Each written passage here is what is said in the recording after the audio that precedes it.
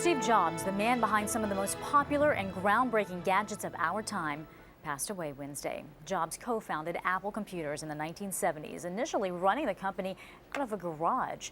It grew to become one of the most valuable corporations in the world. Jobs was credited with bringing computer technology to the masses, first with home computers and more recently with devices like the iPod, iPhone, and iPad. Health problems forced him to step down as CEO of Apple 6 weeks ago. Wednesday night, Apple announced his death. He was 56 years old. One of Jobs' chief rivals, Microsoft co-founder Bill Gates, released a statement reading, "The world rarely sees someone who has had the profound impact Steve has had, the effects of which will be felt for many generations to come.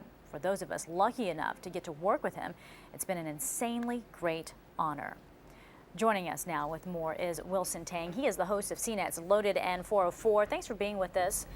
We know Steve Jobs for so many innovations. What is he going to be remembered for most? I mean, where is his place in history? He's going to be remembered as the guy who brought design and simplicity and human interaction to technology. It's not just about number crunching. It wasn't just about accounting for him. It was about the power of computers applied to our daily lives. So we're talking music, we're talking graphics, we're talking the power to create. That's what he was really, really known for. And that's where his legacy is going to move forward. It's great to have all this processing power, but what are you going to do with it? I mean, we're not accountants. We don't do this every single day. We don't need to crunch numbers, but we do look at photos, we do listen to music, and that's the stuff that he really sort of innovated. Yeah, kind of made it human. You touched on something that I want to talk about too, because he's been credited with so much. Computers, music, television, movies, phone, communications, advertising, design, commerce. Has there anyone who has been as influential as the scope of what he's been able to do? Well, he's been compared a lot to Henry Ford and Thomas Edison, and it might be a little premature to say that, but I do think that in the long run, it would be a fair assessment. It really would, to say that he was the guy that to bring computing into the masses. That was groundbreaking. And now every day, think about how many hours you spend in front of a computer screen. This is our lives.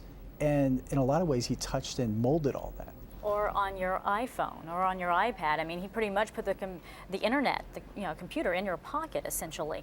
So, but a lot of people want to know, what was he really like? I mean, this man was brilliant, and he'd done so much and touched so many lives. You have some pretty interesting stories about people who have been inside that Apple world. Do tell. Well, as brilliant and as demanding as he was, he recognized that he didn't know everything. And his best quality was that he demanded the most out of all of his employees and out of his team, to the point that people were both fearful and immensely respectful of him.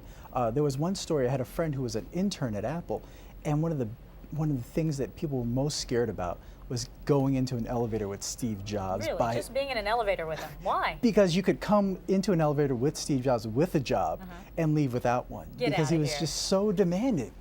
Yeah. And he would grill you? I mean, he would truly grill you while you're in there with him? He would grill you, and he would know, he wouldn't know the details about all your jobs, but he would want to know what you were working on and tell you either why it was great or why it was wrong more often. So how do you expect Apple to change now that he's gone? I don't think there's going to be a lot of change at Apple. What Steve Jobs did over the last couple of years was really build an extraordinary team of talented designers and management. And I think that they've got products in the queue for the next couple of years that are going to continue to be groundbreaking. I think something that was very poignant that I read was President Obama's comments following the death of Steve Jobs. And he said that much of the world learned about Steve Jobs' passing on a device that he invented. Yeah.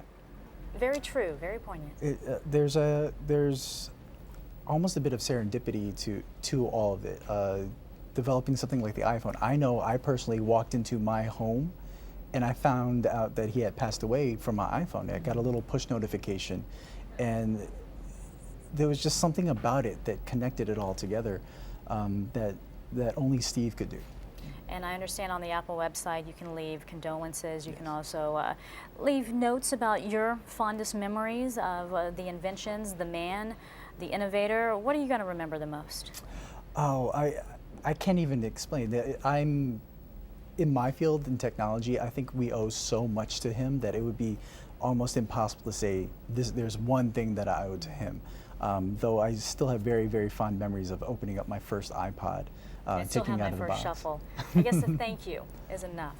Yeah. All right. Wilson Tang, thanks so much for being with us. Wilson Tang, the host of CNET's Loaded and 404.